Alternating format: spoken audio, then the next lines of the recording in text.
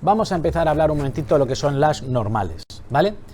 Hemos visto en la asignatura de texturización que nosotros tenemos unos materiales con unas propiedades físicas y luego tenemos unos mapas de textura, que son imágenes, que les ponemos encima de esos materiales.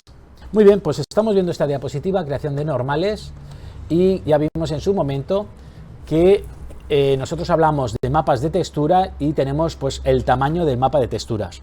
Siempre las texturas son cuadradas y que esas cuadradas son siempre múltiplos de 2 elevado a, ¿vale?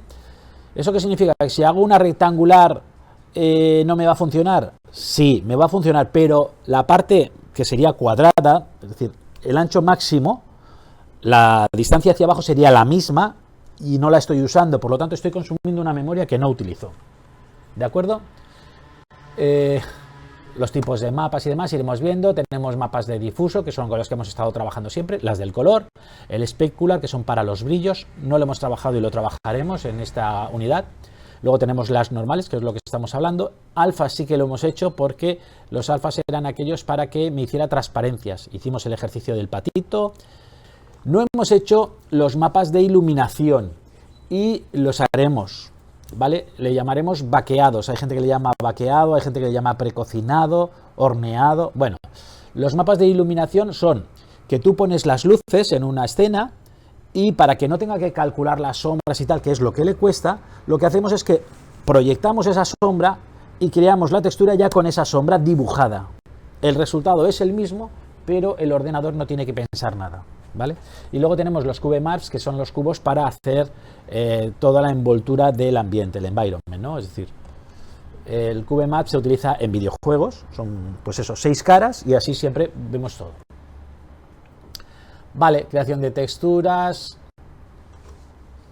Vimos esta imagen en la cual vemos una moneda y vemos el color amarillo, pero luego vemos el especular donde van a haber más brillos y fijaros cómo es diferente la aplicación de esa textura especular sobre el material, y las normales, que vemos que le da absolutamente el volumen, el relieve.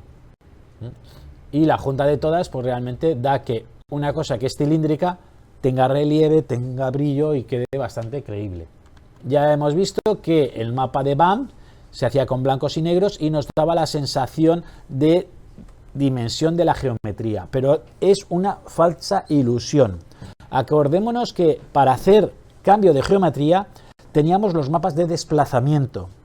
Los mapas de desplazamiento serían igual que el BAM, pero la geometría tendría que tener muchas facetas, muchas caras para que se pudiera sobresalir, ¿vale? Entonces es como si se modelara. Nosotros trabajamos con el mapa de BAM, que es una ilusión óptica, y vemos como el mapa de normales es lo mismo que el de BAM, pero por triplicado, en los ejes X, Y y Z. Y de esa manera ganamos muchísimo. Lo que es una normal es la tangente a una imagen, a una cara. Hablamos desde el primer día de las teteras, que habían caras que no se veían, que se quedaban transparentes. Es un error que nos pasa a veces y no sabemos por qué una parte de una escena no se ve, y es sencillamente porque su normal no está apuntando hacia la pantalla, sino que está apuntando en sentido contrario. Entonces el ordenador interpreta que esa cara no se va a ver y por lo tanto no la calcula. Vale, y aquí tenemos el funcionamiento de las normales, que es que el haz de luz incide sobre una superficie y la rebota, ¿vale? Esto lo tenemos todos claro. Pero ¿qué pasa cuando esa superficie es rugosa? Que la reflexión de los rayos de luz no es lineal, sino que va en función, ¿vale? Normales, es decir, perpendiculares a las caras de ese objeto. Y las normales, lo que vemos aquí abajo, es que sencillamente esa representación de la proyección, de la reflexión, se la inventa. Por lo tanto, aunque no existe geometría, nosotros vemos los resultados de la reflexión de esta luz, que se comportan igual que se comportarían en la parte que sí que existe. Y nos dan estas imágenes que son tan curiosas. Vale, aquí vemos ejemplos de distintas mapas de textura. Y aquí vemos el difuso, el especular, el de iluminación, el alfa, los CubeMaps, que son estos de aquí. Vemos una imagen plana en la que le proyectamos un suelo, ¿vale? mosaico de piedras, y la verdad es que no es creíble. Si le ponemos los mapas de normales, vemos el resultado que nos engaña totalmente a la vista. Esto es un plano y sin embargo nosotros entendemos que hay volumen. Fijaros la diferencia entre uno y otro, es espectacular. Consumo de ordenador, 0.